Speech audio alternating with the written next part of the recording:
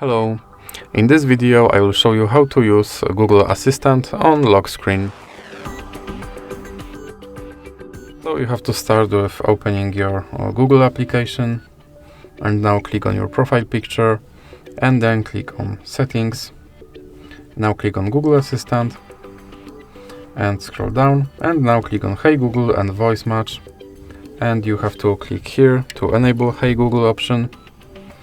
Now click on I agree, scroll down and click I agree again, and now click continue. And now Hey Google is active. And now you have to enter lock screen tab, and now click yes, I'm in, and make sure that this option is on.